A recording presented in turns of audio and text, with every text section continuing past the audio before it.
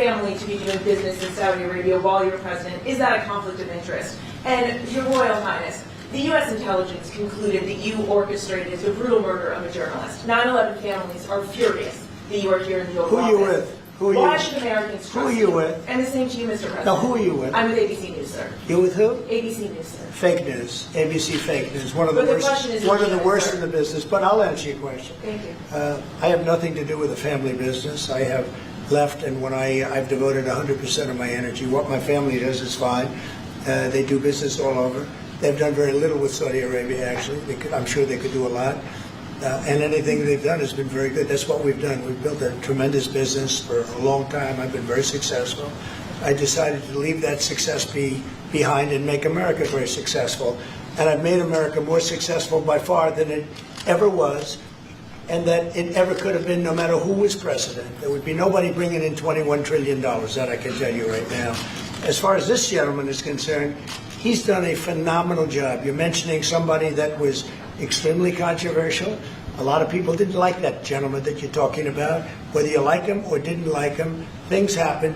But he knew nothing about it, and we can leave it at that. You don't have to embarrass our guest by asking a question like that. Just you ask, Mr. President, you allow me to answer.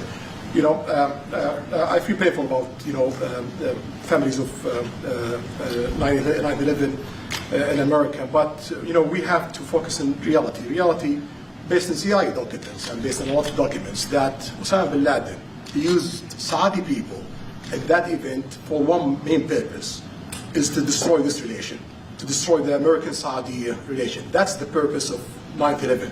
So whoever buying that means they are helping Osama bin Laden's purpose of destroying this relation. He knows that strong relation between America and Saudi Arabia is bad for extremism, it's bad for terrorism. And we have to approve him wrong and to build our relation, continue developing our relation. It's critical in the safety of the world. It's critical against extremism and terrorism.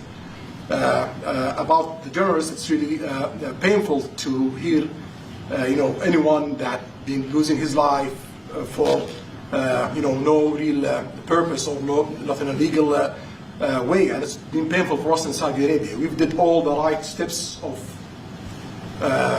investigation, etc., in Saudi Arabia, and we've improved our system to be sure that nothing happened like that, and it's painful and it's a huge mistake, and we are doing our best that this doesn't happen again.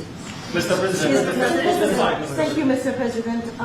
The Crown Prince has been instrumental in helping lifting the sanctions on Syria. That's true. Will there be any joint investment between the U.S. and Syria? And will you visit the Are you from Syria? No, but Where are you from? I'm from Palestine. Oh, making a lot of progress, huh? Very good. Well, they like the Palestinians like me. As well, after you, sir. Palestinians are doing very well, actually. I think we're working very closely with a lot of people that make everybody happy, including Israel, the Palestinians, and everybody. That's very interesting. No, I think that I will tell you, the Crown Prince called me, and he specifically asked me if I would lift the sanctions on Syria, because he wants to see Syria make it. As you know, the leader of Syria was just here. We had a great meeting, and he's a strong guy, and I guess you need a strong person to run it. And I think Syria has made tremendous progress. And we did lift the sanctions at the request of the Crown Prince. Also, the President of Turkey, Erdogan, called me specifically. He said, if you don't lift the sanctions, Syria doesn't have a chance. If you do, they have a very good chance. And between the two of them and some others, I lifted the sanctions. And the results so far have been pretty good. Can I ask you a question about the F-35s that are being sold to Saudi Arabia? Are these the same ones that are being used by the Israeli military? And if so, how does that allow for the qualitative military edge for Israel?